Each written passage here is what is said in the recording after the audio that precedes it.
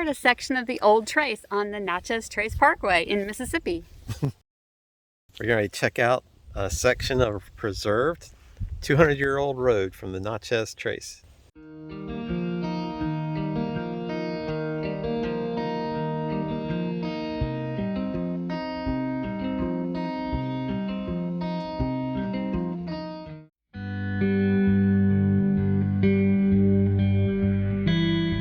All right, here we are, walking the original Natchez Trace.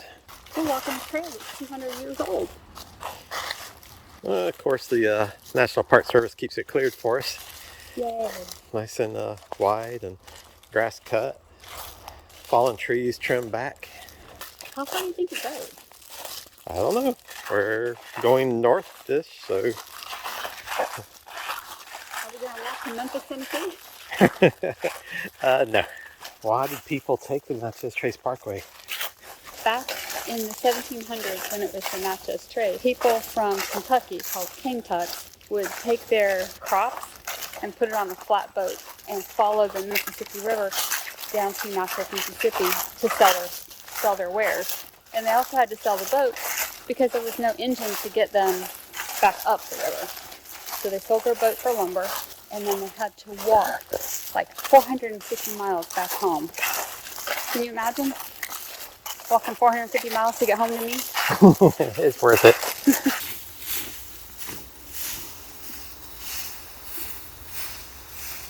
You're such a kid. We found the end of the original Old Trace Trail that we were on, and I want you to know we risked our lives to get here. We had to cross the Natchez Trace Parkway where cars are going 50 miles an hour or more. So we're on a half-mile trail outside of the visitor center for Natchez Trace Parkway. DeWitt almost missed the sign. Muscadine grapes, a good wine, and also grows wild around our house. Is it time to go yet? Did I whine enough? Oh my.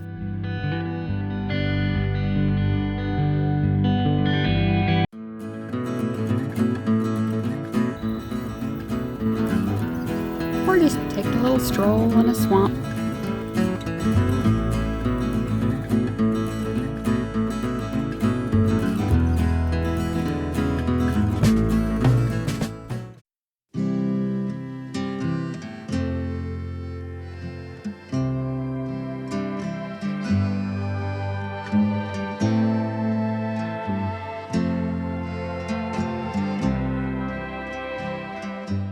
So as we were driving down the Natchez Trace Parkway, we stopped at mile marker 193, which is the Jeff Busby campground. This campground is one of 3 free campgrounds along the Natchez Trace offered by the National Park Service. There is no hookups at all, you're going to be boondocking. There is a restroom, no showers, just restrooms. And there are water fountains and water spigots throughout, so you can access water through here. It is a first come, first served campground.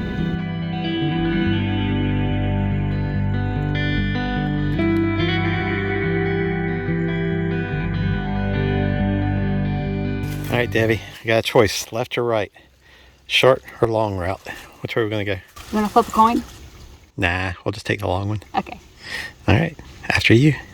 I hear water down here. Water. Yeah, I think it's coming from the rocks on the left. Is it from a brook? Maybe. I didn't know Allison was here.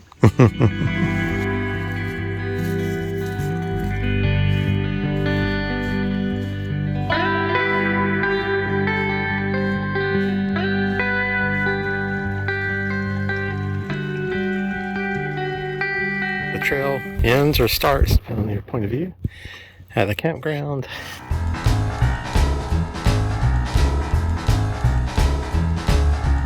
We're at Elvis's birthplace. That's Elvis's house. Here's the museum. Water fountain back there, representing the 13 years he lived in Tupelo. Farther back you can see the Assembly Church of God that he and his family attended, and that is the actual building that was moved from its original location. Then it turned into a house, and now it's back into a Assembly Church of God where they hold 15-minute services.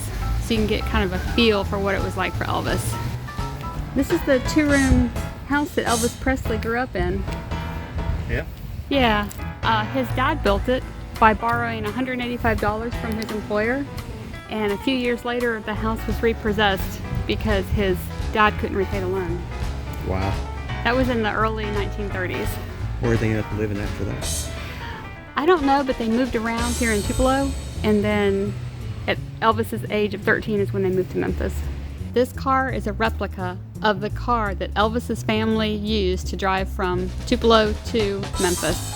This is a statue of Elvis when he was 13. His parents bought him his first guitar at Tupelo hardware store for $2.98. We're at the Oren Dunn Museum. And the first thing we do is come play with the trains.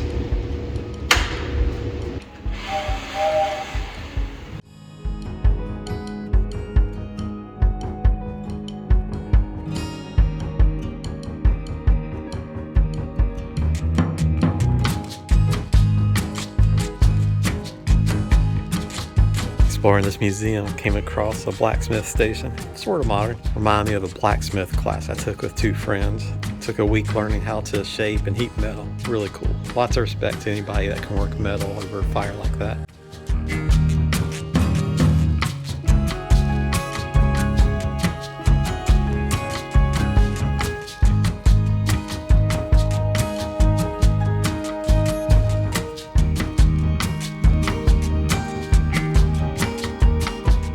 DeWitt found himself another train to board. This time he's not the engineer.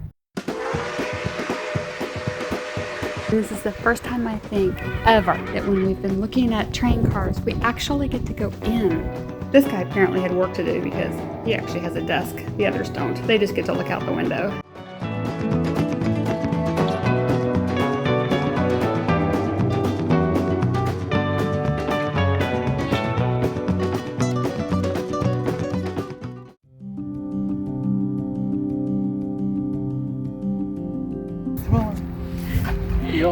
You ever get the feeling we're being followed? Watch behind you.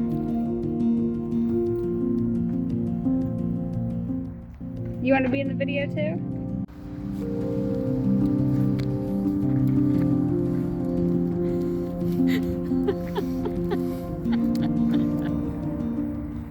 Yes, these ducks are following us.